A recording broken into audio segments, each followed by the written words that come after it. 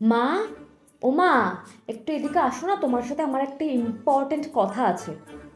কি ইম্পর্টেন্ট কথা? তাড়াতাড়ি বল, আমার কাজ আছে আরো। তোর এই বেকার কথা শোনার টাইম নেই, তাড়াতাড়ি বল কি বলবি। আসলে 14 তারিখে না আমার একটা বান্ধবীর বিয়ে আছে, তাই আমরা সব বন্ধু বান্ধব ঠিক করেছি যে 14 তারিখে ওর বিয়ের দিন আমরা ওর সঙ্গে আর ওর বরের সঙ্গে বাসর যাব। তাই আমরা কেউ রাত্রেবেলা বাড়ি ফিরবো না, ঠিক আছে? তুমি কিন্তু মা না করতে পারবে না, আমি কিন্তু তোমাকে আগে থেকেই বলে দিচ্ছি যে আমি 14 তারিখে রাত্রেবেলা বাড়িতে আসবো না। আমি আমার বান্ধবীর সঙ্গে অন্য সবার সঙ্গে বাসর যাব। আর তাছাড়া আমার কিছু টাকা লাগবে, আমি ওই সবাই গিফট দিচ্ছে সেখানে আমার টাকা দিতে হবে। আর আমার পার্লারে একটু খরচ আছে, কারণ আমার বিকিনি ভ্যাক্স, সরি মানে ভ্যাক্স আর থ্রেডিং করাতে হবে। তুমি আমাকে কিছু টাকা দাও, আমি আজকেই পার্লারে যাব। কি কি পার্লারে গিয়ে কি করাবি বললি? Bikini Vax? সে আবার কি ভ্যাক্স? থ্রেডিং নয় করাবি, ভুল ভুল প্লাক করবে সে নয়, ঠিক আছে, কিন্তু এই বিকিনি ভ্যাক্স আবার কি? এসব সমস্যার জন্য আমি টাকা পয়সা দিতে পারবো না, কিন্তু আমি আগে দিয়ে বলে দিচ্ছি। তোর বাবার কাছে যা, তুই কি বিকিনি ভ্যাক্স করাবি, তো বাবার কাছ থেকে পয়সা নিয়ে নে, আমার কাছে একটা পয়সাও নেই।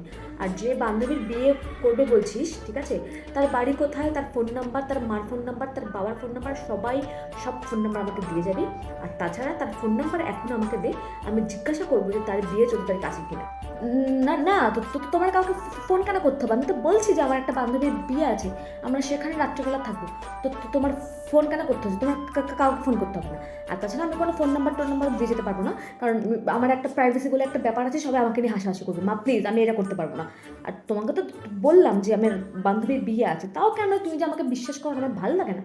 আর বিকিনি ভ্যাক্সের টাকা আমি বাবার কাছ থেকে নেবো? মা, মা তুমি বোঝো আমি একটা মেয়ে মানুষ, ঠিক আছে, আমার কিছু পার্সোনাল কাজকর্ম থাকতে পারে, আমি সের জন্য একটু টাকা চাইছি, তুমি সেই টাকাটুকু আমাকে দিতে পারছো না? তুমি কেরো মা আমার?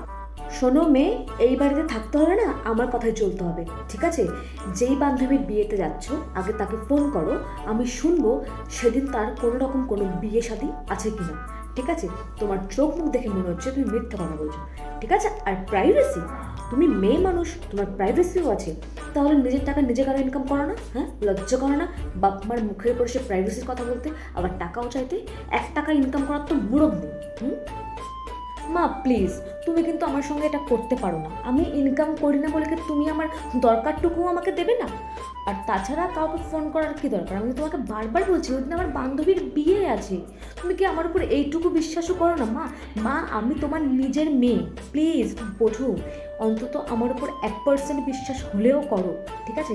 অন্য সবার বাবা মা তার মেয়েদেরকে ছেড়ে দেয়, আর আমি তোমাকে সব সত্যি কথা বলে যাই, তারপরও তুমি আমার উপর 1% ট্রাস্টও করো না। মা তুমি কীরকম মা আমার, একটু বোঝো মা, একটু বোঝো প্লিজ।